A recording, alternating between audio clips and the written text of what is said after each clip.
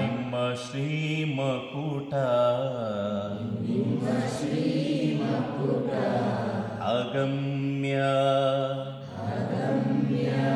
ಅಗೋಚರ ಅಪ್ರತಿಮಲಿಂಗವೇ ಕೂಡಲ ಸಂಗಮ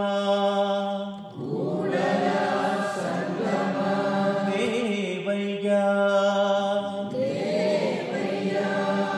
ಎನ್ನ ಕರಸ್ಥಲಕ್ಕೆ ಬಂದು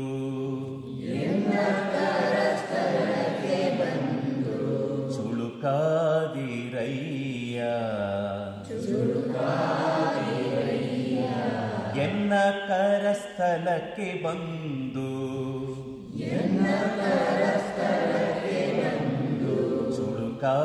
ಚುಳುಕಾದಿರಯ್ಯ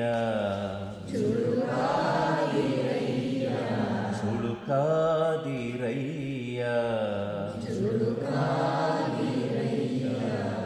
ಕಲ್ಲೊಳಗೆ ಹೊನ್ನುಂಟು ಕಲ್ಲೊಳಗೆ ಹೊನ್ನುಂಟು ಮರದೊಳಗೆ ಅಗ್ನಿಯುಂಟು ಮರದೊಳಗೆ ಅಗ್ನಿಯುಂಟು ಹಾಲೊಳಗೆ ತುಪ್ಪವುಂಟು ಹಾಲೊಳಗೆ ತುಪ್ಪವುಂಟು ಅಂತರಾಮಿಯಲಿ ಶಿವನಿಹನು ಅಂತರಾಮಿಯಲ್ಲಿ ಶಿವನಿಹನು ಇದೇನು ಕಾರಣ ಇದೇನು ಕಾರಣ ಕತ್ತಲೆ ಕಾಣಬಾರದು ಕತ್ತಲೆ ಕಾಣಬಾರದು ತೋರಬಲ್ಲ ಗುರು ತೋರಬಲ್ಲ ಗುರು ಸುಳಿಯನು ಸುಳಿಯನು ಸುಳಿಯನು ಸುಳಿಯನು ಕೂಡಲ ಸಂಗಮ ಕೂಡಲ ಸಂಗಮ ದೇವಾ ದೇವಾ ದೇವಾ ದೇವಾ ಕೂಡಲ ಸಂಗಮ ಕೂಡಲ ಸಂಗಮ ದೇವಾ ದೇವಾ ದೇವಾ ದೇವಾ ಬಸವಣ್ಣನೇ ತಾಯಿ ಬಸವಣ್ಣನೇ ತಾಯಿ ಬಸವಣ್ಣನೇ ತಂದೆ ಬಸವಣ್ಣನೇ ತಂದೆ ಬಸವಣ್ಣನೇ ಪರಮ ಬಂಧು ಎನಗೆ ಬಸವಣ್ಣನೇ ಪರಮ ಬಂಧು ಎನಗೆ ಬಸವಣ್ಣನೇ ಪರಮ ಬಂಧು ಎನಗೆ ಬಸವಣ್ಣನೇ ಪರಮ ಬಂಧು ಎನಗೆ ವಸುಧೀಶ ಕಪಿಲ ಸಿದ್ಧ ವಸುದೀಶ ಕಪಿಲ ಸಿದ್ಧ ಮಲ್ಲಿಕಾರ್ಜುನಯ್ಯ ಮಲ್ಲಿಕಾರ್ಜುನಯ್ಯ ವಸುಧೀಶ ಕಪಿಲ ಸಿದ್ಧ ವಸುದೀಶ ಕಪಿಲ ಸಿದ್ಧ ಮಲ್ಲಿಕಾರ್ಜುನಯ್ಯ ಮಲ್ಲಿಕಾರ್ಜುನಯ್ಯ ನಿಮ್ಮ ಹೆಸರಿಟ್ಟ ಗುರು ನಿಮ್ಮ ಹೆಸರಿಟ್ಟ ಗುರು ಬಸವಣ್ಣನಯ್ಯ ಬಸವಣ್ಣನಯ್ಯ ನಿಮ್ಮ ಹೆಸರಿಟ್ಟ ಗುರು ನಿಮ್ಮ ಹೆಸರಿಟ್ಟ ಗುರು ಬಸವಣ್ಣನಯ್ಯ ಬಸವಣ್ಣನಯ್ಯ ಬಸವಣ್ಣನೇ ತಾಯಿ ಬಸವಣ್ಣನೇ ತಾಯಿ ಬಸವಣ್ಣನೇ ತಂದೆ ಬಸವಣ್ಣನೇ ತಂದೆ ಬಸವಣ್ಣನೇ ಪರಮ ಬಂಧು ಎನಗೆ ಬಸವಣ್ಣನೇ ಪರಮ ಬಂಧು ಎನಗೆ ಬಸವಣ್ಣನೇ ಪರಮ ಬಂಧು ಎನಗೆ ಬಸವಣ್ಣನೇ ಪರಮ ಬಂಧು ಎನಗೆ ಬಸವಣ್ಣನೇ ಪರಮ ಬಂಧು ಎನಗೆ ಬಸವಣ್ಣನೇ ಪರಮ ಬಂಧು ಎನಗೆ ಓಂ ನಮಃ ಶಿವಾಯ. ಓಂ ನಮಃ ಶಿವಾಯ. ಓಂ ನಮಃ ಶಿವಾಯ. ಓಂ ನಮಃ ಶಿವಾಯ. ಓಂ ನಮಃ ಶಿವಾಯ. ಓಂ ನಮಃ ಶಿವಾಯ.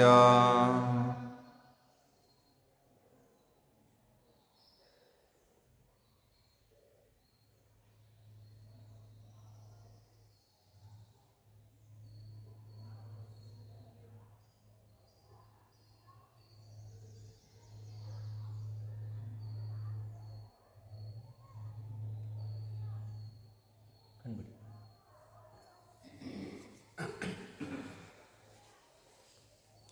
ಮೊದಲು ಕೆಲವು ಆಲೋಚನೆಗಳನ್ನು ನಿಮ್ಮ ಜೊತೆಗೆ ಹಂಚಿಕೊಳ್ತೀವಿ. ಮನುಷ್ಯನ ಬದುಕಿನಲ್ಲಿ 3 ಕಾಲಗಳಿದ್ದಾವೆ: ಭೂತಕಾಲ, ವರ್ತಮಾನ ಕಾಲ, ಭವಿಷ್ಯತ್ ಕಾಲ. ಎಷ್ಟೋ ಜನ ಬರೀ ಭೂತಕಾಲದ ಬಗ್ಗೆ ಯೋಚನೆ ಮಾಡ್ತಾರೆ. ನಮ್ಮ ಅಜ್ಜ ಹಾಗಿದ್ದ, ನಮ್ಮ ಅಜ್ಜಿ ಹೀಗಿದ್ಲು, ನಮ್ಮ ಮನೆತನ ಹೀಗಿತ್ತು, ನಮ್ಮ ದೇಶ ಹೀಗಿತ್ತು, ಬರೀ ಹಿಂದಿಂದಲೇ ಅಪಹರಿಸುವಂಥ. ಇನ್ನು ಕೆಲವರು ಭವಿಷ್ಯದ ಬಗ್ಗೆ ಆಲೋಚನೆ ಮಾಡ್ತಾರೆ. ಭವಿಷ್ಯದಲ್ಲಿ ನಾವು ಹೀಗಿರಬೇಕು, ಹಾಗಿರಬೇಕು, ಏನೇನೋ ಕನಸುಗಳನ್ನು ಕಟ್ತಾ ಹೋಗ್ತಾರೆ. ಆದರೆ ನಿಜವಾಗಲೂ ಮನುಷ್ಯನಿಗೆ ಬೇಕಾಗಿದ್ದು ವರ್ತಮಾನ. ಇವತ್ತು ನಾವು ಹೇಗಿದ್ದೇವೆ, ಇವತ್ತು ನಾವು ಹೇಗೆ ಬದುಕ್ತಾ ಇದ್ದೇವೆ, ಇವತ್ತಿನ ದಿನವನ್ನು ಸಂತೋಷದ ದಿನವನ್ನಾಗಿ ಮಾಡ್ಕೊಂಡ್ಬಿಟ್ರೆ ಭವಿಷ್ಯವು ಕೂಡ ಸಂತೋಷಮಯವಾಗುತ್ತೆ. ಹಾಗಾಗಿ ಮನುಷ್ಯ ವರ್ತಮಾನದಲ್ಲಿ ಚೆನ್ನಾಗಿ ಬದುಕೋದನ್ನು ರೂಢಿಸ್ಕೊಳ್ಬೇಕಾಗುತ್ತೆ. ಈಗ ಇದನ್ನೇ ತೆಗೆದುಕೊಳ್ಳಿ, ದೀಕ್ಷೆ. ಅಯ್ಯೋ, ನಮ್ಮ ಹಿರಿಯರು ಹಿಂದೆನೇ ಮಾಡಿಸ್ಬೇಕಾಗಿತ್ತು, ತಾಯಿ ಹೊಟ್ಟೆಯಿಂದಲೇ ಗರ್ಭ ಸಂಸ್ಕಾರ ಪ್ರಾರಂಭ ಆಗಬೇಕಾಗಿತ್ತು, ಮಾಡಲೇ ಇಲ್ವಲ್ಲ ಅಂತ ಚಿಂತೆ ಮಾಡ್ಕೊಂಡು ಕೂರೋದ್ರಲ್ಲಿ ಅಗತ್ಯ ಏನಿಲ್ಲ. ಅದರ ಬದಲಾಗಿ ಈಗಲಾದರೂ ಅವಕಾಶ ಸಿಗ್ತಲ್ಲ ಅಂತ ಹೇಳಿ ಸಂತೋಷ ಪಡೋವಂಥದ್ದನ್ನು ರೂಢಿಸ್ಕೊಳ್ಬೇಕು. ಈಗ ನಾವು ಲಿಂಗ ಪೂಜೆ ಮಾಡೋದ್ರ ಮೂಲಕ ಮುಂದೆ ಒಳ್ಳೆಯ ಭವಿಷ್ಯವನ್ನು ಕಾಣ್ತೇವೆ ಅನ್ನುವಂಥ ವಿಶ್ವಾಸವನ್ನು ಬೆಳೆಸ್ಕೊಳ್ಬೇಕು. ಈ ಮಾತುಗಳನ್ನು ಸಾಂಕೇತಿಕವಾಗಿ ಹೇಳ್ತಾ, ಈಗ ತಾನೇ ಕೆಲವು ವಚನಗಳನ್ನು ನೀವು ಕೇಳಿ, ಆ ವಚನಗಳೆಲ್ಲವೂ ಕೂಡ ನಮ್ಮ ಬದುಕಿಗೆ ಬೇಕಾದಂಥ ಶಕ್ತಿಯನ್ನು ತುಂಬುವಂಥವು. ವಚನಗಳ ರಚನೆ ಮಾಡಿದಂಥವರು 12ನೇ ಶತಮಾನದ ಬಸವಾದಿ ಶಿವಶರಣರು. ಅವರೇ ಲಿಂಗಾಯತ ಧರ್ಮದ ಹುಟ್ಟಿಗೆ ಕಾರಣರಾದಂಥವ್ರು. ಅನೇಕ ಜನ ಅದಕ್ಕಿಂತ ಪೂರ್ವದಲ್ಲಿ ಬೇರೆ ಬೇರೆ ಧರ್ಮಗಳನ್ನು ನಂಬಿಕೊಂಡು ಅದರಂತೆ ನಡ್ಕೊಳ್ತಾ ಇದ್ರು. ಆ ಧರ್ಮಗಳು ನಮ್ಮನ್ನು ಒಳ್ಳೆಯ ಮಾರ್ಗದ ಕಡೆ ಕರ್ಕೊಂಡು ಹೋಗ್ಬೋದಾಗಿತ್ತು, ಅಥವಾ ಕೆಟ್ಟ ಮಾರ್ಗದೆಡೆ ಕರ್ಕೊಂಡು ಹೋಗ್ಬೋದು. ಅದನ್ನೆಲ್ಲ ಆಲೋಚನೆ ಮಾಡಿದಂಥ ಬಸವಣ್ಣವರು ಭಗವಂತ ಎಲ್ಲಿಲ್ಲ ಅಂತ ಪ್ರಶ್ನೆ ಹಾಕ್ಕೊಂಡು, ದೇವರಿಲ್ಲದೆ ಇರುವಂಥ ಜಾಗ ಯಾವುದಿದೆ? ಎಲ್ಲೆಲ್ಲಿ ಗಾಳಿ ಸುಳಿಯುತ್ತೋ, ಎಲ್ಲೆಲ್ಲಿ ಬೆಳಕು ಬೀರುತ್ತೋ, ಎಲ್ಲೆಲ್ಲಿ ಈ ಪ್ರಕೃತಿ ಇದೆಯೋ ಅಲ್ಲೆಲ್ಲ ಭಗವಂತ ಇದ್ದಾನೆ ಅಂತ ಭಾವಿಸ್ಕೊಂಡು, ಮತ್ತು ಅಲ್ಲೆಲ್ಲ ಇರುವಂಥ ಭಗವಂತನಿಗೆ ನಾವು ಒಂದು ಗುಡಿಯನ್ನು ಕಟ್ಟಿ ಚೌಕಟ್ಟನ್ನು ಹಾಕಿ ಆ ಗುಡಿಯ ಒಳಗಡೆ ಒಂದು ಮೂರ್ತಿಯನ್ನು ಪ್ರತಿಷ್ಠಾಪಿಸಿ ಇಲ್ಲಿ ಮಾತ್ರ ದೇವರಿದ್ದಾನೆ ಅಂತ ಭಾವಿಸ್ಕೊಂಡ್ಬಿಟ್ವಿ. ಆ ದೇವರ ಪೂಜೆಗೆ ಒಬ್ಬ ಪೂಜಾರಿ ನೇಮಕ ಆದ. ಅನೇಕ ನಿಯಮಗಳನ್ನು ಅವನು ತಂದ. ರುದ್ರಾಭಿಷೇಕ, ಇಂಥ ಪೂಜೆ, ಅಂಥ ಪೂಜೆ, ಇವುಗಳ ಹೆಸರಿನಲ್ಲಿ ಭಕ್ತರಿಂದ ಸಾಕಷ್ಟು ಆದಾಯವನ್ನು ಪಡ್ಕೊಳ್ಳಿಕ್ಕೆ ಶುರು ಮಾಡಿದ. ದೇವರ ಹೆಸರಿನಲ್ಲಿ ಜನರ ಮನಸ್ಸಿನಲ್ಲಿ ಭಯವನ್ನು ಬಿತ್ತಿದ. ಮಾಡದೇ ಇದ್ದರೆ ಭಗವಂತ ನಿಮಗೆ ಒಲಿಯೋದಿಲ್ಲ ಅಂತ ಶುರು ಮಾಡಿ ಕ್ರಮೇಣ ಅಲ್ಲಿಗೆ ಬರುವಂಥ ಭಕ್ತರ ಸುಲಿಗೆ ಮಾಡುವಂಥ ಕೆಲಸದಲ್ಲಿ ಅವನು ಬಹಳ ಪ್ರವೀಣ ಆದ. ಇದನ್ನೆಲ್ಲ ಗಮನಿಸಿದಂಥ ಶರಣರು ಹೇಳಿದರು, ಅಲ್ಲಪ್ಪ, ಭಗವಂತನನ್ನು ಸರ್ವಶಕ್ತ ಸರ್ವಾಂತರ್ಯಾಮಿ ಅಂತ ಹೇಳ್ತೀವಿ, ಆತ ಇಲ್ಲದೇ ಇರುವಂಥ ಜಾಗನೇ ಇಲ್ಲ. ಹಾಗಿರುವಾಗ ಮತ್ತೆ ಆ ಗುಡಿಯ ಚೌಕಟ್ಟಿನಲ್ಲೇ ಬಂಧಿಸುವಂಥದ್ದು ಅಗತ್ಯ ಏನಿದೆ? ಹೀಗೆ ಯೋಚನೆ ಮಾಡಿ ಹೊರಗಡೆ ಇರುವಂಥ ದೇವರು ನಮ್ಮ ಒಳಗಡೆ ಇಲ್ವಾ ಈ ಪ್ರಶ್ನೆಯನ್ನು ಹಾಕ್ಕೊಂಡು, ಇಲ್ಲಿ ದೇವರಿಲ್ಲ ಅಂತಂದ್ರೆ ಹೊರಗಡೆನೂ ದೇವರಿಲ್ಲ ಅನ್ನುವಂಥ ನಂಬಿಕೆ ಅವರಿಗೆ ಬಂತು. ಆಗ ಬಸವಣ್ಣವರು ಇಷ್ಟಲಿಂಗದ ಕಲ್ಪನೆಯನ್ನು ಈ ಧರ್ಮಕ್ಕೆ ತಂದುಕೊಟ್ಟರು. ಉಳ್ಳವರು ಶಿವಾಲಯವ ಮಾಡುವರು, ನಾನೇನ ಮಾಡುವೆ ಬಡವನಯ್ಯ, ಎನ್ನ ಕಾಲೇ ಕಂಬ, ದೇಹವೇ ದೇಗುಲ, ಶಿರಹೊನ್ನ ಕಳಶ, ಸ್ಥಾವರ ಕಳಿಗುಂಟು ಜಂಗಮ ಕಳಿವಿಲ್ಲ. ಹೀಗೆ ಹೇಳೋದ್ರ ಮೂಲಕ ಹಣ ಉಳ್ಳಂಥ ಶ್ರೀಮಂತರು ಬೇಕಾದಷ್ಟು ದೇವಸ್ಥಾನಗಳನ್ನು ಕಟ್ತಾರೆ. ನನಗೆ ಅಂಥ ದೇವಸ್ಥಾನ ಕಟ್ಟಿಸುವಂಥ ಶಕ್ತಿ ಇಲ್ಲ. ಹಾಗಂತ ಬಸವಣ್ಣವ್ರಿಗೆ ದೇವಸ್ಥಾನಗಳನ್ನು ಕಟ್ಟಿಸುವಂಥ ಶಕ್ತಿ ಇರಲಿಲ್ವಾ ಅಂತಂದರೆ ಖಂಡಿತ ಇತ್ತು. ಯಾಕೆಂದರೆ ಒಂದು ನಾಡಿನ ಅರ್ಥ ಸಚಿವ ಪ್ರಧಾನಿಯಾಗಿದ್ದಂಥ ಬಸವಣ್ಣವರು ಮನಸ್ಸು ಮಾಡಿದರೆ ಬೇಕಾದಷ್ಟು ದೇವಸ್ಥಾನಗಳನ್ನು ಕಟ್ಟಿಸ್ಬೋದಾಗಿತ್ತು. ಆದರೆ ದೇವಸ್ಥಾನಗಳ ಮರೆಯಲ್ಲಿ ನಡೆಯುವಂಥ ನಾಟಕವನ್ನು ಅವರು ಗಮನಿಸಿದರು.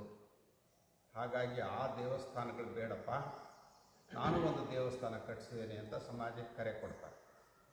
ಹಾಗಾದರೆ ನಿಮ್ಮ ದೇವಸ್ಥಾನ ಯಾವುದು ಅಂತ ಪ್ರಶ್ನೆ ಹಾಕಿದರೆ, ನನ್ನ ಕಾಲುಗಳೇ ಕಂಬಗಳು, ದೇಹವೇ ದೇಗುಲ, ಶಿರ ಹೊನ್ನ ಕಳಶ ಅಂತ ಹೇಳಿ. ಅಂದರೆ ನನ್ನ ತಲೆ ಇದೆಯಲ್ಲ, ಇದೇ ಬಂಗಾರದ ಕಳಶ. ಈ ದೇವಸ್ಥಾನಕ್ಕೆ ಕಾಲುಗಳೇ ಕಂಬಗಳು. ನೋಡಿ, ಎಷ್ಟು ಹೊರಗಿನ ದೇವಸ್ಥಾನಕ್ಕೆ ಪರ್ಯಾಯವಾಗಿ ಮನುಷ್ಯನ ದೇಹವನ್ನೇ ದೇವಾಲಯ ಮಾಡಿ. ಕೊನೆಗೆ ಅವ್ರು ಹೇಳ್ತಾರೆ, ಸ್ಥಾವರ ಕಳಿವುಂಟು ಜಂಗಮ ಕಳಿವಿಲ್ಲ. ಗುಡಿಯಲ್ಲಿರುವಂಥ ಪ್ರತಿಮೆ ಅದು ಸ್ಥಾವರ. ಸ್ಥಾವರ ಅಂದರೆ ಚೈತನ್ಯ ಇಲ್ಲ, ಅದಕ್ಕೆ ಜಡವಾದದ್ದು. ಅದು ಯಾವುದೇ ವರ ಅಥವಾ ಶಾಪವನ್ನು ಕೊಡಲಿಕ್ಕೆ ಸಾಧ್ಯ ಇಲ್ಲ. ಆದರೆ ಈ ದೇವಾಲಯ ಇದೆಯಲ್ಲ, ಇದು ಜಂಗಮ. ಜಂಗಮ ಅಂದರೆ ಯಾವಾಗಲೂ ಕೂಡ ಜೀವಂತಿಕೆಯನ್ನು ಹೊಂದಿರುವಂಥದ್ದು. ಅದು ಚೈತನ್ಯವನ್ನು ಪಡ್ಕೊಂಡಿರುವಂಥದ್ದು. ಅದು ವರನೂ ಕೊಡುತ್ತೆ, ಶಾಪನೂ ಕೊಡುತ್ತೆ. ಹೀಗೆ ಯೋಚನೆ ಮಾಡಿ ನನ್ನಲ್ಲೇ ದೇವರಿದ್ದಾನಪ್ಪ ಅಂತ ಹೇಳಿ. ನನ್ನಲ್ಲೇ ದೇವರಿದ್ದರೂ ಕೂಡ ನಾನು ಕಂಡುಕೊಳ್ಳಿಕ್ಕೆ ಎಷ್ಟೋ ಸರಿ ಆಗಲ್ವಲ್ಲ. ಅದಕ್ಕೆ ಚನ್ನಬಸವಣ್ಣವರು ಒಂದು ಉದಾಹರಣೆಯನ್ನು ಕೊಡ್ತಾರೆ. ಇಬ್ಬರು ಏಕಕಾಲಕ್ಕೆ ಮದುವೆ ಆಗಿದ್ದಾರೆ. ಮದುವೆಯಾಗಿ 9 ತಿಂಗಳು 10 ತಿಂಗಳಿಗೆ ಒಬ್ಬರಿಗೆ ಮಗು ಆಗಿಬಿಟ್ಟಿದೆ.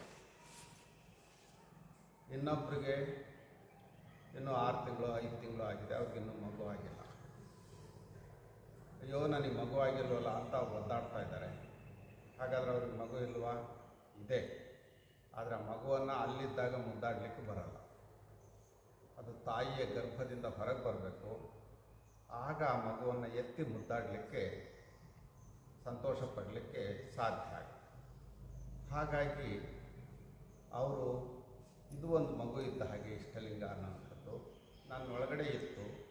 ಅದನ್ನು ಈಗ ದೀಕ್ಷೆಯ ಮೂಲಕ ಗುರು ಶಿಷ್ಯನ ಹಸ್ತಕ್ಕೆ ಕರುಣಿಸ್ತಾರೆ. ಅದನ್ನು ನಾವು ಅಂಗೈಯಲ್ಲಿ ಇಟ್ಕೊಂಡು ಹೇಗೆ ತಾಯಿ ತನ್ನ ಮಗುವನ್ನು ಮುದ್ದಿಸ್ತಾಳೋ ಪ್ರೀತಿಸ್ತಾಳೋ ಹಾಗೆ ನನ್ನ ದೇವರನ್ನು ನಾನು ಪೂಜೆ ಮಾಡಬೇಕು ಅಂತ ಹೇಳಿ. ಇದು ಒಂದು ಅಪರೂಪದ ಧರ್ಮ. ಬೇರೆ ಬೇರೆ ಧರ್ಮಗಳಲ್ಲಿ ನಾವು ದೇವರನ್ನು ಕೈ ಮುಟ್ಟಿ ಪೂಜೆ ಮಾಡಲಿಕ್ಕೆ ಅವಕಾಶ ಇಲ್ಲ. ಅಲ್ಲಿ ನಾವು ಒಯ್ದಂಥ ಹಣ್ಣು ಕಾಯೋ ಕರ್ಪೂರವೋ ಪೂಜಾರಿ ಕೈಯಲ್ಲಿ ಕೊಡಬೇಕು, ಅವನು ಪೂಜೆ ಮಾಡಬೇಕು, ಅವನು ನಮಗೆ ಪ್ರಸಾದ ಕೊಡಬೇಕು. ಆದರೆ ಶರಣರಿಗೆ ಒಪ್ಪಲಿಲ್ಲ. ಅವ್ರು ಕೇಳ್ತಾರೆ, ತನ್ನಾಶ್ರಯದ ರತಿ ಸುಖವ, ತಾನುಂಬ ಊಟವ ತಾ ಮಾಡಬೇಕಲ್ಲದೆ ಬೇರೆಯವರ ಕೈಯಿಂದ ಮಾಡಿಸಬಹುದೇ ಅಂತ ಕೇಳ್ತಾರೆ. ನನಗೆ ಹಸಿವಾಗಿದೆ ಅಂದರೆ ನಾನೇ ಊಟ ಮಾಡಬೇಕು. ನನಗೆ ಕಾಯಿಲೆ ಆಗಿದೆ ಅಂತಂದರೆ ನಾನೇ ವೈದ್ಯರನ್ನು ಕಾಣಬೇಕು.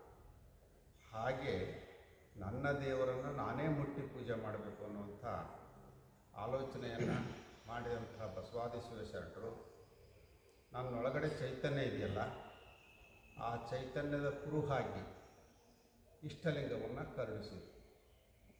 ಆ ಇಷ್ಟಲಿಂಗ ಪೂಜೆ ನೀವು ಮಾಡಬೇಕು ಅಂತ ಹೇಳಿ ಅದಕ್ಕಾಗಿ ಅನೇಕ ವಿಧಿವಿಧಾನಗಳು ಜಾರಿಯಲ್ಲಿ ಬಂದವು. ಸಾಮಾನ್ಯವಾಗಿ ಯಾರನ್ನೇ ಕೇಳಿದ್ರು ನಿಮ್ಮ ಧರ್ಮ ಯಾವುದು ಅಂದ ತಕ್ಷಣ ಯಾವ್ಯಾವ ಧರ್ಮಗಳನ್ನು ಹೇಳ್ತಾ ಹೋಗ್ತಾರೆ.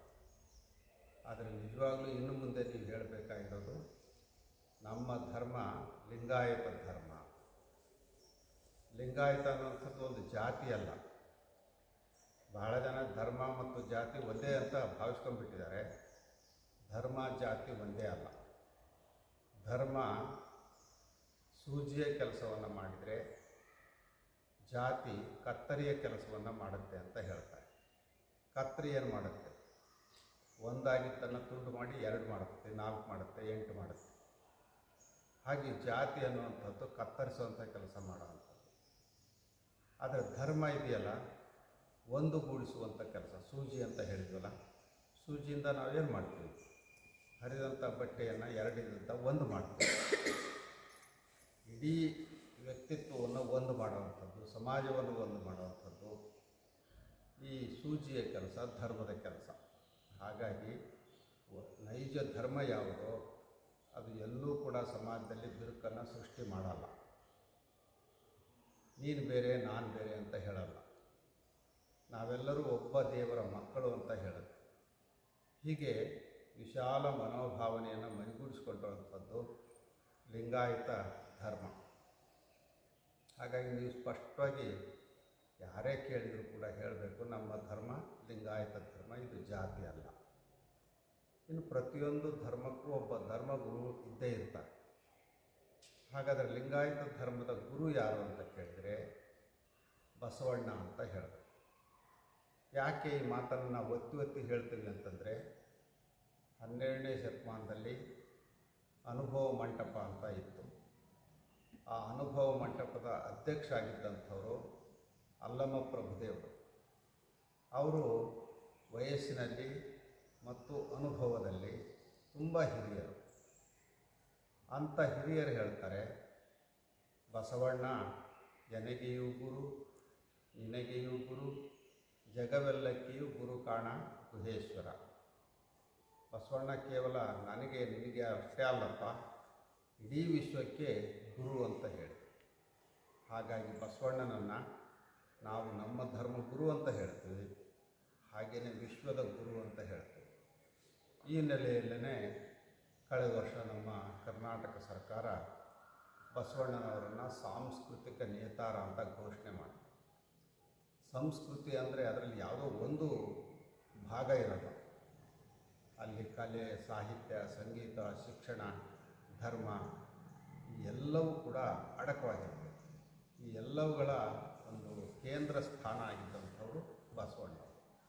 ಅಂತಹ ಬಸವಣ್ಣನವರು ನಮಗೆ ಕರುಣಿಸಿದ್ದು ಇಷ್ಟಲಿಂಗವನ್ನು. ಆ ಇಷ್ಟಲಿಂಗವನ್ನೇ ನಿಷ್ಠೆಯಿಂದ ಮನುಷ್ಯ ನಿತ್ಯವೂ ಪೂಜೆ ಮಾಡಬೇಕು. ಒಮ್ಮೆ ಇಷ್ಟಲಿಂಗ ಪಡ್ಕೊಂಡು ಪೂಜೆ ಮಾಡೋಕ್ಕೆ ಶುರು ಮಾಡಿದ ಮೇಲೆ ಮತ್ತೆ ಕಂಡ ದೇವರು, ಆ ದೇವರು ನಮ್ಮ ದೇವರು, ನಮ್ಮ ಇಂಥ ದೇವರು ಅಂಥ ದೇವರು ಅಂತ ಎಲ್ಲಿಗೋ ಹೋಗೋ ಅಗತ್ಯ ಇಲ್ಲ. ಎಲ್ಲ ದೇವರು ಇಲ್ಲೇ ಇದೆ ಅನ್ನೋಂಥ ನಂಬಿಕೆ ನಮಗಿರಬೇಕು. ಮತ್ತು ಹಾಗಾದ್ರೆ ಹೊರಗಡೆ ಎಲ್ಲೂ ಹೋಗಲೇಬಾರ್ದು ಅಂತಂದರೆ ಅದು ಪ್ರಕೃತಿ ಸೌಂದರ್ಯವನ್ನು, ಶಿಲ್ಪ ಸೌಂದರ್ಯವನ್ನು ನೋಡ್ಲಿಕ್ಕೆ ನೀವು ಹೋಗ್ಬೋದು. ಆದರೆ ಅಲ್ಲೇ ದೇವರಿದ್ದಾನೆ ಅನ್ನೋಂಥ ವಿಶ್ವಾಸ ಅಲ್ಲ. ನನ್ನೊಳಗಡೆ ದೇವರಿದ್ದಾನೆ, ಅವನು ಎಲ್ಲ ಕಡೆಯೂ ಇದ್ದಾನೆ. ಈ ನಂಬಿಕೆಯನ್ನು ನಾವು ಬೆಳೆಸ್ಕೊಳ್ಬೇಕಾಗುತ್ತೆ. ಇನ್ನು ಈ ಸಂದರ್ಭದಲ್ಲಿ ದೀಕ್ಷೆ ಅನ್ನುವಂಥದ್ದು ನಡೆಯುತ್ತೆ. ದೀಕ್ಷೆ ಅಂದರೆ ಏನು?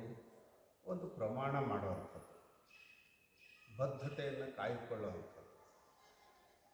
ದೀಯತೆ, ಕ್ಷೀಯತೆ ಅನ್ನುವಂಥ 2 ಪದಗಳು ದೀಕ್ಷೆಯಲ್ಲಿ ಇದ್ದಾವೆ. ದೀಯತೆ ಅಂದರೆ ಕೊಡೋದು, ಕ್ಷೀಯತೆ ಅಂದರೆ ಕಳೆಯೋದು. ಏನನ್ನು ಕೊಡೋದು, ಏನನ್ನು ಕಳೆಯೋದು? ಹೀಗೆ ಪ್ರಶ್ನೆ ಹಾಕಿದಾಗ ದೇವರ ಬಗ್ಗೆ ಇದುವರೆಗೂ ಅಜ್ಞಾನ ಇತ್ತು.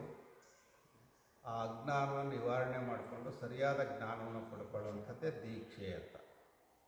ದೇವರು ಅಂದ ತಕ್ಷಣ ನಾವು ಗುಡಿಗಳ ಕಡೆ, ಮಠಗಳ ಕಡೆ, ಮಂದಿರಗಳ ಕಡೆ, ಗುಡ್ಡ ಬೆಟ್ಟಗಳ ಕಡೆ, ಗಿಡ ಮರಗಳ ಕಡೆ ಇನ್ನೆಲ್ಲೆಲ್ಲೋ ನೋಡ್ತಾ ಇದ್ವಲ್ಲಪ್ಪ, ಅದು ತಪ್ಪು ಕಲ್ಪನೆ ಆಗಿತ್ತು. ಅಲ್ಲಿರುವಂಥ ದೇವರು ನನ್ನಲ್ಲೇ ಇದ್ದಾನೆ ಅನ್ನುವಂಥ ಸರಿಯಾದ ಕಲ್ಪನೆ. ಈ ಕಲ್ಪನೆಯನ್ನು ಇವತ್ತು ನೀವು ಪಡ್ಕೊಳ್ತಿದ್ರಲ್ಲ, ಅದೇ ದೀಕ್ಷೆ. ಈ ದೀಕ್ಷೆ ಅನ್ನುವಂಥದ್ದು 3 ವಿಧ. ಒಂದು ವೇದಾದೀಕ್ಷೆ, 2ನೇದು ಮಂತ್ರ ದೀಕ್ಷೆ, 3ನೇದು ಕ್ರಿಯಾದೀಕ್ಷೆ ಅಂತ ಕರೀತಾರೆ. ವೇದ ಅಂತಂದರೆ ಇದುವರೆಗೂ ಏನು ನಿಮಗೆ ತಿಳುವಳಿಕೆಯನ್ನು ಕೊಟ್ಟಿರಲ್ಲ, ಅರಿವನ್ನು ಮೂಡಿಸಿದ್ವಲ್ಲ, ಇದು ಒಂದು ದೀಕ್ಷೆನೇ. ಮನುಷ್ಯ ಅರಿವನ್ನು ಪಡ್ಕೊಳ್ಳುವಂಥದ್ದು ಒಂದು ದೀಕ್ಷೆ. 2ನೇದು ಮಂತ್ರ ದೀಕ್ಷೆ. ನೀವೆಲ್ಲ ಇಲ್ಲಿ ಬರ್ತೀರಿ, ಮೊದಲು ಬಂದಾಗ ಅವರು ನಿಮ್ಮ ಕೈಗಳನ್ನು ಸ್ವಚ್ಛ ಮಾಡ್ತಾರೆ, ಕೈ ಪೂಜೆ ಮಾಡ್ತಾರೆ, ತಲೆ ಪೂಜೆ ಮಾಡ್ತಾರೆ, ಇಡೀ ದೇಹಕ್ಕೆ ವಿಭೂತಿ ಧರಿಸ್ಕೊಳ್ಳೋಕ್ಕೆ ಹೇಳ್ತಾರೆ. ಅದು ಒಂದು ಕ್ರಿಯೆ ಇರುತ್ತೆ. ಅಲ್ಲಿಂದ ಮತ್ತೆ ನೀವು ಇಲ್ಲಿ ಬಂದಾಗ ನಾವು ನಿಮ್ಮ ತಲೆಯ ಮೇಲೆ ಕೈಯನ್ನು ಇಟ್ಟು ಹಸ್ತಮಸ್ತಕ ಸಂಯೋಗ ಅಂತ ಕರೀತಾರೆ. ಕಿವಿಯಲ್ಲಿ ಮಂತ್ರದ ಉಪದೇಶವನ್ನು ಮಾಡ್ತೀವಿ, ಅದು ಮಂತ್ರ ದೀಕ್ಷೆ ಆಗುತ್ತೆ. ನಂತರ ಅಂಗೈಗೆ ಇಷ್ಟಲಿಂಗವನ್ನು ಕರುಣಿಸ್ತೀವಿ, ಇದನ್ನು ಪೂಜೆ ಮಾಡೋದು ಹೇಗೆ ಅಂತ ತಿಳಿಸ್ತೀವಿ, ಅದನ್ನು ಕ್ರಿಯಾದೀಕ್ಷೆ ಅಂತ ಕರೀತಾರೆ. ಹೀಗೆ ಏಕಕಾಲಕ್ಕೆ 3 ದೀಕ್ಷೆಗಳು ಇಲ್ಲಿ ನಡೀತವೆ: ವೇದಾದೀಕ್ಷೆ, ಮಂತ್ರದೀಕ್ಷೆ ಮತ್ತು ಕ್ರಿಯಾದೀಕ್ಷೆ. ಇವುಗಳ ಮೂಲಕ ನಾವು ಅನುಸರಿಸಬೇಕಾದಂಥ ದಾರಿ ಯಾವುದು ಅಂತ ತೋರಿಸ್ಕೊಡ್ತಾರೆ. ಆ ದಾರಿಯನ್ನೇ ಅಷ್ಟಾವರಣ, ಪಂಚಾಚಾರ, ಷಷ್ಠಲ ಅಂತ ಕರೀತಾರೆ. ಅದನ್ನು ತುಂಬ ಒಂದು ವಾಕ್ಯದಲ್ಲಿ ಹೇಳೋದಾದರೆ, ಅಷ್ಟಾವರಣವೇ ಅಂಗವಾಗಿ, ಪಂಚಾಚಾರವೇ ಪ್ರಾಣವಾಗಿ, ಷಷ್ಠಲ ಮಾರ್ಗದಲ್ಲಿ ಸಾಗಿ ಲಿಂಗಾಂಗ ಸಮರಸ ಸುಖವನ್ನು ಅನುಭವಿಸುವಂಥವ್ರು ಲಿಂಗಾಯತರು ಅಂತ ಹೇಳ್ತಾರೆ. ಯಾರಪ್ಪ ಲಿಂಗಾಯತರು ಅಂತ ನಿಮ್ಮನ್ನು ಕೇಳಿಬಿಟ್ರೆ, ನಮ್ಮಪ್ಪ ಲಿಂಗಾಯತ, ನಮ್ಮವ್ವ ಲಿಂಗಾಯತ, ಆದ್ದರಿಂದ ನಾನು ಲಿಂಗಾಯತ ಅಂತ ಹೇಳೋದಲ್ಲ. ಲಿಂಗಾಯತ ಅನ್ನುವಂಥದ್ದು ಹುಟ್ಟಿನಿಂದ ಬರೋವಂಥದ್ದಲ್ಲ, ಸಂಸ್ಕಾರದಿಂದ ಬರೋವಂಥದ್ದು. ಈ ಸಂಸ್ಕಾರದ ಮೂಲಕ ಯಾರು ಬೇಕಾದರೂ ಲಿಂಗಾಯತರಾಗಲಿಕ್ಕೆ ಅವಕಾಶ ಇದೆ. ಒಬ್ಬ ಹರಿಜನ, ಒಬ್ಬ ಕುಂಬಾರ, ಒಬ್ಬ ಕುರುಬ ಅಥವಾ ಇನ್ಯಾವ್ಯಾವ ಜನಾಂಗದವರು ಈ ಅರಿವನ್ನು ಪಡ್ಕೊಂಡ್ರೆ ಅವರು ಕೂಡ ತಮ್ಮ ಮೂಲ ಜಾತಿಯನ್ನು ಕಳ್ಕೊಂಡು ಲಿಂಗಾಯತರಾಗಲಿಕ್ಕೆ ಅವಕಾಶ ಇದೆ. ಲಿಂಗಾಯತ ಅನ್ನುವಂಥದ್ದು ಜಾತಿ ಅಲ್ಲ, ಅದೊಂದು ಧರ್ಮ, ಅದೊಂದು ತತ್ವ, ಅದೊಂದು ಸಿದ್ಧಾಂತ. ಇಂಥ ಸಿದ್ಧಾಂತವನ್ನು ನಾವು ಮೈಗೂಡಿಸ್ಕೊಂಡ್ಮೇಲೆ ಎಂದೂ ಕೂಡ ಆ ತತ್ವಕ್ಕೆ ಬದ್ಧರಾಗಿ ನಡಿಬೇಕೇ ಹೊರತಾಗಿ ತತ್ವಕ್ಕೆ ವಿರುದ್ಧವಾಗಿ ನಡ್ಕೋಬಾರ್ದು. ಹಾಗಾದ್ರೆ ಆ ತತ್ವ ಹೇಳುವಂಥದ್ದೇನು? ನಾವು ಹೇಳಿದ್ವಲ್ಲ, ಅಷ್ಟಾವರಣವೇ ಅಂಗವಾಗಿ, ಪಂಚಾಚಾರವೇ ಪ್ರಾಣವಾಗಿ, ಷಷ್ಠಲದಲ್ಲಿ ಸಾಗುವಂಥದ್ದು. ಅಷ್ಟ ಅಂತಂದರೆ 8, ಆವರಣ ಅಂದರೆ ಬದುಕಿ. ನಾವಿವತ್ತು ಮನೆಯಲ್ಲಿ ಸುಖವಾಗಿರಬೇಕು ಅಂತಂದರೆ ಸುತ್ತಮುತ್ತ ಗೋಡೆ ಹಾಕ್ಕೊಳ್ತೀವಿ, ಮೆಟ್ಟು ಹಾಕ್ಕೊಳ್ತೀವಿ. ಇದನ್ನು ಅಷ್ಟಾವರಣ ಅನ್ನೋದು ಬೇರೆ ರೀತಿಯಲ್ಲಿ ಹೇಳ್ತಾರೆ ಧರ್ಮದಲ್ಲಿ. ಗುರು, ಲಿಂಗ, ಜಂಗಮ, ಪಾದೋದಕ, ಪ್ರಸಾದ, ವಿಭೂತಿ, ರುದ್ರಾಕ್ಷಿ, ಮಂತ್ರ, ಇವು ಅಷ್ಟಾವರಣಗಳು ನಮ್ಮನ್ನು ರಕ್ಷಣೆ ಮಾಡೋವಂಥವು. ಮೊದಲನೇದೇ ಗುರು. ಲಿಂಗಾಯತ ಧರ್ಮದಲ್ಲಿ ಗುರುವಿಗೆ ವಿಶೇಷವಾದಂಥ ಸ್ಥಾನ ಇದೆ. ಆ ಗುರು ನಮ್ಮ ಅಜ್ಞಾನವನ್ನು ಕಳೆದು ಸುಜ್ಞಾನದ ಕಡೆಗೆ ನಮ್ಮನ್ನು ಕರ್ಕೊಂಡು ಹೋಗುವಂಥದ್ದು. ಅಷ್ಟೇ ಅಲ್ಲ, ಆ ಗುರು ಕರುಣಿಸುವಂಥದ್ದು ದೇವರಲ್ಲ. ನೋಡಪ್ಪ, ಇಲ್ಲೇ ಇದೆ ದೇವರು, ಇದನ್ನು ಪೂಜೆ ಮಾಡಿಲ್ಲ, ಅದು ಲಿಂಗ. ಆಮೇಲೆ ನಮ್ಮನ್ನು ಸರಿಯಾದ ದಾರಿಯಲ್ಲಿ ಕರ್ಕೊಂಡು ಹೋಗಿ ಗುರಿ ಮುಟ್ಟಿಸೋದಿಲ್ಲ ಜಂಗಮ. ಇವತ್ತು ಜಂಗಮ ಅಂದ ತಕ್ಷಣ ಒಂದು ಜಾತಿ ಅಂತ ಆಗ್ತದೆ. ಜಂಗಮ ಜಾತಿ ಅಲ್ಲ, ಯಾರು ಬೇಕಾದರೂ ಜಂಗಮರಾಗ್ಬೋದು. ಹೆಣ್ಮಕ್ಳು ಜಂಗಮರಾಗ್ಬೋದು, ಗಂಡು ಮಕ್ಕಳು ಜಂಗಮರಾಗ್ಬೋದು. ಜಂಗಮಕ್ಕೆ ಜಾತಿ ಇಲ್ಲ. ನಾವು ಅದನ್ನೊಂದು ಜಾತಿ ಮಾಡಿಕೊಂಡು ಇಂಥದೇ ಒಂದು ವರ್ಷ ಅಂತ ತಪ್ಪು ತಿಳುವಳಿಕೆಯಿಂದ ಮುಂದುವರಿಸ್ಕೊಂಡು ಬಂದುಬಿಟ್ಟಿದೆ. ಆದರೆ ಶರಣರ ಪ್ರಕಾರ ಜಂಗಮ ಜಾತಿ ಅಲ್ಲ, ಅವನು ನಮಗೆ ಮಾರ್ಗದರ್ಶನ ಮಾಡುವಂಥದ್ದು. ಹೀಗೆ ಗುರು ಕೊಟ್ಟಂಥ ಲಿಂಗವನ್ನು ಜಂಗಮ ಸರಿಯಾದ ದಾರಿಯಲ್ಲಿ ನಮ್ಮನ್ನು ಕರ್ಕೊಂಡು ಹೋಗಿ ಗುರು ಲಿಂಗ ಜಂಗಮ ಪಾದೋದಕ ಪ್ರಸಾದ. ನಮಗೆ ಕೊಡುವಂಥದ್ದು ಏನು ಅಂದರೆ ಪಾದೋದಕ ಮತ್ತು ಪ್ರಸಾದವನ್ನು ಆ ಗುರು ಕರುಣೆಯಿಂದ, ಲಿಂಗ ಕರುಣೆಯಿಂದ, ಜಂಗಮ ಕರುಣೆಯಿಂದ ಬರುತ್ತೆ. ಪಾದೋದಕ ಅಂದ ತಕ್ಷಣ ನಮ್ಮಲ್ಲಿ ಪರಂಪರೆಯಿಂದ ಬಂದಿರುವಂಥದ್ದು ಏನು? ಹಿರಿಯರ, ದೊಡ್ಡವರ, ಗುರುಗಳ ಪಾದವನ್ನು ತೊಳ್ಕೊಂಡು ಆ ನೀರನ್ನು ಸೇವನೆ ಮಾಡೋದು ಅಂತ ಭಾವಿಸ್ಕೊಂಡ್ಬಿಟ್ಟಿದ್ದಾರೆ. ಆದರೆ ಇಲ್ಲಿ ಅದಕ್ಕೊಂದು ಹೊಸ ಅರ್ಥವನ್ನು ಶರಣರು ಕೊಡ್ತಾರೆ. ಅದನ್ನು ಗುರು ಪಾದೋದಕ, ಲಿಂಗ ಪಾದೋದಕ, ಜಂಗಮ ಪಾದೋದಕ ಅಂತ. ಅಂದರೆ ಈಗ ನಾವು ಇಷ್ಟಲಿಂಗವನ್ನು ಅಂಗೈಯಲ್ಲಿ ಹಿಡ್ಕೊಂಡು ಆ ತೀರ್ಥವನ್ನು ಹಾಕ್ಕೊಂಡು ನೀರು ಅಂತಂದ್ರೆ ತೀರ್ಥ ಅಂತ ಕರೀತಾರೆ. ಒಂದು ಸಾರಿ ಇದು ಗುರು ಪಾದೋದಕ, ಲಿಂಗ ಪಾದೋದಕ, ಜಂಗಮ ಪಾದೋದಕ ಅಂತ ಇಲ್ಲೇ ಮೂರನ್ನೂ ನಾವು ಮಾಡಿಕೊಳ್ಳಿಕ್ಕೆ ಸಾಧ್ಯ ಇದೆ. ಆ ಪಾದೋದಕ ಅಂದರೆ ಅದು ಒಂದು ರೀತಿಯ ಅರಿವೇನೆ. ನಂತರ ಅವರು ಹೇಳಿದ್ದು ಪ್ರಸಾದ. ಪ್ರಸಾದ ಅಂದರೆ ಪೂಜೆ ಮಾಡಿದ ತಕ್ಷಣ ಒಂದಿಷ್ಟು ಯಾವುದೋ ಕೊಬ್ಬರಿನೋ ಬೆಲ್ಲನೋ ಅಥವಾ ಹಣ್ಣನ್ನು ನೈವೇದ್ಯ ಮಾಡ್ಕೊಂಡು ತಿಂತೇವಲ್ಲ, ಅಥವಾ ಊಟ ಮಾಡ್ತೇವಲ್ಲ, ಅದಷ್ಟೇ ಪ್ರಸಾದ ಅಲ್ಲ. ಪ್ರಸಾದ ಅಂತಂದರೆ ಜ್ಞಾನ ಅಂತ. ಇದುವರೆಗೂ ನಾವೇನು ಕೊಡ್ತಾ ಇದ್ದೇವಲ್ಲ, ಇದು ಕೂಡ ಒಂದು ಪ್ರಸಾದ. ಈ ಪ್ರಸಾದ ಬಹಳ ಮುಖ್ಯವಾದದ್ದು. ಶರಣ ಪರಂಪರೆಯಲ್ಲಿ ಈ ಪ್ರಸಾದ ಮತ್ತು ಪಾದೋದಕ ಇವೆರಡನ್ನೂ ಸರಿಯಾಗಿ ಅರ್ಥ ಮಾಡಿ. ಗುರು ಆಯಿತು, ಲಿಂಗ ಆಯಿತು, ಜಂಗಮ ಆಯಿತು, ಪಾದೋದಕ, ಪ್ರಸಾದ. ನಂತರ ವಿಭೂತಿ, ರುದ್ರಾಕ್ಷಿ, ಮಂತ್ರ, ಮುಂದಿನ ಮೂರು. ವಿಭೂತಿ ಅಂತಂದ್ರೆ ನೀವೆಲ್ಲ ನೋಡಿದಿರಿ, ಅದು ಆಕಳ ಸಗಣಿಯಿಂದ ಸುಟ್ಟು ಮಾಡಿದ್ದಂಥ ಭಸ್ಮ ಆಗಿರಬೇಕು ಅಂತ ಹೇಳ್ತಾರೆ. ಆ ವಿಭೂತಿ ಅಂತಂದರೆ ಇನ್ನೊಂದು ಅರ್ಥದಲ್ಲಿ ಜ್ಞಾನದ ಸಂಕೇತ ಅಂತ ಕರೀತಾರೆ, ಅರಿವಿನ ಸಂಕೇತ. ನಾವು ಹಣೆ ಮೇಲೆ 3 ಬೆಟ್ಟನ್ನು ಧರಿಸ್ತೇವೆ. ಕಾರಣ ಏನು ಅಂತಂದರೆ ನಾವು ಭಕ್ತಿ, ಜ್ಞಾನ, ಕ್ರಿಯೆಗಳ ಸಂಗಮ ಆಗಿದ್ದೇವೆ ಅನ್ನುವಂಥದ್ದನ್ನು ಸೂಚಿಸುವಂಥದ್ದು. ಇಡೀ ಶರೀರಕ್ಕೇ ವಿಭೂತಿಯನ್ನು ಲೇಪಿಸ್ಕೊಳ್ತೇವೆ. ಅದು ಸರ್ವಾಂಗ ಲಿಂಗ ಅಂತ ಗುರುತಿಸುವಂಥದ್ದು. ಹೀಗೆ ವಿಭೂತಿ ಅನ್ನುವಂಥದ್ದು ಅದು ಒಂದು ಶ್ರೇಷ್ಠವಾದಂಥದ್ದು.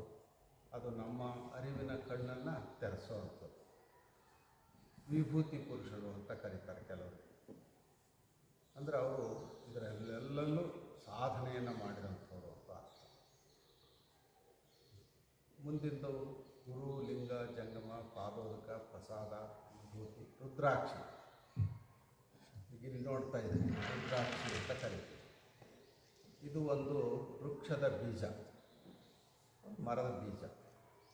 ಇದರಲ್ಲಿ ಅಗ್ನಿ ತತ್ವ ಇದೆ ಅಂತ ಕರೀತಾರೆ. ಅಗ್ನಿ ಅಂದರೆ ಸುಡುವಂಥದ್ದು, ಜ್ಞಾನ. ಇಂಥದನ್ನು ನಾವು ಹಾಕ್ಕೊಂಡ್ರೆ ನಮ್ಮ ಅರಿವು, ಜ್ಞಾನ ಹೆಚ್ಚಬೇಕು ಅನ್ನೋದು. ಆ ರುದ್ರಾಕ್ಷಿಯನ್ನು ಹಿಂದೆಲ್ಲ ತಾಯಂದರು ಮನೆಯಲ್ಲಿ ಏನೋ ಮಗು ಕೆಮ್ಮಾದರೆ, ಇನ್ನೇನು ಶೀತ ಆದರೆ, ಜ್ವರ ಆದರೆ ಅದನ್ನು ಸ್ವಲ್ಪ ಗಂಧದ ಕೊರಡಿನ ಮೇಲೆ ಹೀಗೆ ತಿಕ್ಕಿ ಅದರ ಗಂಧವನ್ನು ಸೀಪಿಸ್ತಾ ಇತ್ತು. ಅದು ಆರೋಗ್ಯದ ದೃಷ್ಟಿಯಿಂದನೂ ಕೂಡ ಒಳ್ಳೆಯದು. ಆಮೇಲೆ ಯಾವಾಗಲೂ ಶರೀರದ ಮೇಲೆ ಆ ನೀರು ಬಿದ್ದರೆ ಆರೋಗ್ಯಕ್ಕೆ ಒಳ್ಳೆಯದು ಅಂತ. ಇತ್ತೀಚೆಗೆ ನೀವು ನೋಡಿರಬೇಕು, ಅನೇಕ ದೇಶ ವಿದೇಶಗಳ ಜನ ಕೊರಳಲ್ಲಿ ಒಂದು ರುದ್ರಾಕ್ಷಿ ಮಾಲೆಯನ್ನು ಧರಿಸ್ಕೊಳ್ತಾರೆ. ಅದು ಒಂದು ಪ್ರದರ್ಶನದ ಸರಕಲ್ಲ, ಆರೋಗ್ಯದ ದೃಷ್ಟಿಯಿಂದ, ಔಷಧಿಯ ದೃಷ್ಟಿಯಿಂದ ಅದು ಯಾವಾಗಲೂ ನಮ್ಮ ಶೀತ ಮತ್ತು ಉಷ್ಣ ಇವುಗಳನ್ನು ಸಮಸ್ಥಿತಿಯಲ್ಲಿ ಇಡುವಂಥ ಗುಣ ಅದಕ್ಕಿದೆ ಅಂತ ಹೇಳ್ತಾರೆ. ಕೊನೆಯದು ಮಂತ್ರ. ಮಂತ್ರ ಅಂತಂದ್ರೆ ಈಗ ನಾವು ಆಡುವಂಥ ಮಾತುಗಳೇ ಶುದ್ಧವಾಗಿದ್ದರೆ ಅದೇ ಮಂತ್ರ ಆಗಿರುತ್ತೆ. ಒಳ್ಳೆ ಮಾತಾಡಿದರೆ ಅದು ಮಂತ್ರ ಆಗುತ್ತೆ. ಆದರೆ ಇಲ್ಲಿ ಸಾಂಕೇತಿಕವಾಗಿ ನಮಃ ಶಿವಾಯ ಅಥವಾ ಓಂ ನಮಃ ಶಿವಾಯ ಅಂತ ಹೇಳಿ ಷಡಾಕ್ಷರಿ ಅಥವಾ ಪಂಚಾಕ್ಷರಿ ಮಂತ್ರವನ್ನು ಬೋಧನೆ ಮಾಡುವಂಥದ್ದು. ಅದನ್ನೇ ನೀವು ನಿತ್ಯವೂ ಕೂಡ ಜಪ ಮಾಡಿರಿ ಅಂತ ಹೇಳ್ತಾರೆ. ಇದು ಅಷ್ಟಾವರಣ. ಇನ್ನು ಪಂಚ ಆಚಾರಗಳು ಅಂತ ಹೇಳ್ತಾರೆ. ನಮ್ಮ ಬದುಕಿಗೆ ಒಂದು ನೀತಿ ಸಂಹಿತೆ ಬೇಕಲ್ಲ. ನೀತಿ ಇಲ್ಲದೆ ನಾವು ಹೇಗೋ ನಡ್ಕೊಂಡ್ಬಿಟ್ರೆ ನಮ್ಮ ಬದುಕು ಶುದ್ಧವಾಗಲಿಕ್ಕೆ ಸಾಧ್ಯ ಇಲ್ಲ. ಆ ನೀತಿ ಸಂಹಿತೆಯನ್ನೇ ಅವರು ಪಂಚ ಆಚಾರಗಳು ಅಂತ ಕರೀತಾರೆ. ಅದರಲ್ಲಿ ಬರುವಂಥವು ಲಿಂಗಾಚಾರ, ಸದಾಚಾರ, ಶಿವಾಚಾರ, ಗಣಾಚಾರ ಮತ್ತು ವೃತ್ಯಾಚಾರ, 5 ಇರುವಂಥವು. ಆಚಾರ ಅಂತಂದ್ರೆ ನಡಾವಳಿಕೆಗೆ ಸಂಬಂಧಪಟ್ಟದ್ದು. ನೀನು ಹೀಗೇ ನಡ್ಕೊಳ್ಬೇಕು ಅಂತ ಹೇಳೋ ಅಂಥದ್ದು. ಮೊದಲನೇದೇ ಅವರು ಲಿಂಗಾಚಾರ. ನೋಡಪ್ಪ, ಇದುವರೆಗೂ ಎಲ್ಲೆಲ್ಲೋ ದೇವ್ರು ಅದಾನೆ ಅಂತ ಹೋಗ್ತಿದ್ರಲ್ಲ, ಇನ್ನು ಮುಂದೆ ಹಾಗೆ ಹೋಗೋದು ಬೇಡಪ್ಪ, ನಿಮ್ಮಲ್ಲೇ ದೇವರಿದ್ದಾನೆ ಅಂತ ಏಕಲಿಂಗ ನಿಷ್ಠೆಯನ್ನು, ಏಕದೇವರ ನಿಷ್ಠೆಯನ್ನು ಬೆಳೆಸ್ಕೊಳ್ಳುವಂಥದ್ದು. ಈ ಲಿಂಗವನ್ನಲ್ಲದೆ ನಾನು ಬೇರೆ ಏನನ್ನೂ ಪೂಜೆ ಮಾಡೋದಲ್ಲ ಅನ್ನೋಂಥ ಎಚ್ಚರಿಕೆಯನ್ನು ಹೊಂದುವಂಥದ್ದು ಲಿಂಗಾಚಾರ. ಎರಡನೇದು ಸದಾಚಾರ. ಯಾವಾಗಲೂ ಕೂಡ ನಿರುದ್ಯೋಗಿ ಆಗದೆ ಕಾಯಕಶೀಲನಾಗಬೇಕು. ಸೋಮಾರಿಯ ಬದುಕು ಹೇಗೆ ಅತಂತ್ರ ಆಗುತ್ತೆ ಅಂತ ನಿಮಗೆ ತಿಳಿಸೋ ಅಗತ್ಯ ಇಲ್ಲ. ಅದು ಒಂದು ದೆವ್ವದ ಆಗರ ಇದ್ದ ಹಾಗೆ ಅಂತ ಹೇಳ್ತಾರೆ. ಹಾಗಾಗಿ ನಾವು ಯಾವುದಾದ್ರೂ ಒಂದು ಕಾರ್ಯವನ್ನು, ಕೆಲಸವನ್ನು ಮಾಡ್ತಾನೇ ಇರಬೇಕು. ಆವಾಗಲೇ ಅದು ಕಾಯಕ ಕೈಲಾಸ ಆಗಲಿಕ್ಕೆ, ಈ ಕಾಯ ಕೈಲಾಸ ಆಗಲಿಕ್ಕೆ ಸಾಧ್ಯ ಆಗುತ್ತೆ. ಹಾಗಾಗಿ ಸದಾಚಾರಿಗಳಾಗಬೇಕು ಅಂದರೆ ಯಾವಾಗಲೂ ಕಾಯಕಶೀಲರಾಗಿರಬೇಕು. ಮೂರನೇದು ಶಿವಾಚಾರ. ಶಿವಾಚಾರ ಹೇಳುವಂಥದ್ದು ಜಾತಿ ಭೇದವನ್ನು ಮಾಡಬೇಡಿ, ನಾವೆಲ್ಲರೂ ಒಂದು, ನಾವೆಲ್ಲರೂ ದೇವರ ಮಕ್ಕಳು, ನಾವು ಮತ್ತೆ ಆ ಜಾತಿ ಈ ಜಾತಿ ಅನ್ನುವಂಥ ಭಾವನೆಯನ್ನು ಬೆಳೆಸ್ಕೊಳ್ಳದೆ ದೇವರ ಮಕ್ಕಳು ಅನ್ನುವಂಥ ಭಾವನೆಯನ್ನು ಬೆಳೆಸ್ಕೊಳ್ಳುವಂಥದ್ದು. ಯಾಕೆಂದರೆ ನಮ್ಮೆಲ್ಲರ ಹುಟ್ಟಿನ ಗುಟ್ಟು ಒಂದೇ ರೀತಿಯಾಗಿದೆ. ಯಾರನ್ನು ನೀವು ಅಸ್ಪೃಶ್ಯರು, ಕೀಳು ಜಾತಿಯವರು ಅಂತ ಗುರುತಿಸ ಬಂದಿದ್ದಿಲ್ಲ, ಅವ್ರು ಬೇರೆ ರೀತಿ ಹುಟ್ಟಿಲ್ಲ. ಬಹಳ ಮೇಲ್ಜಾತಿಯವರು ಅನ್ನೋಂಥವ್ರು ಬೇರೆ ರೀತಿಯಲ್ಲಿ ಹುಟ್ಟಿಲ್ಲ. ಎಲ್ಲರ ಹುಟ್ಟಿನ ಗುಟ್ಟು ಒಂದೇ ರೀತಿ ಇದೆ. ಎಲ್ಲರಿಗೂ ಕಣ್ಣಿದವು, ಕಾಲಿದವು, ಕಿವಿ ಇದ್ದವು, ಮೂಗಿದೆ, ಸ್ವರೂಪ ಒಂದೇ ರೀತಿ ಇರೋದರಿಂದ ನಾವು ಈ ಜಾತಿ ಭೇದವನ್ನು ಮಾಡದೆ ಎಲ್ಲರೂ ಶಿವನ ಮಕ್ಕಳು ಅನ್ನುವಂಥದ್ದನ್ನು ಮೈಗೂಡಿಸ್ಕೊಳ್ಬೇಕು ಅಂತ ಹೇಳುವಂಥದ್ದು ಈ ಶಿವಾಚಾರ.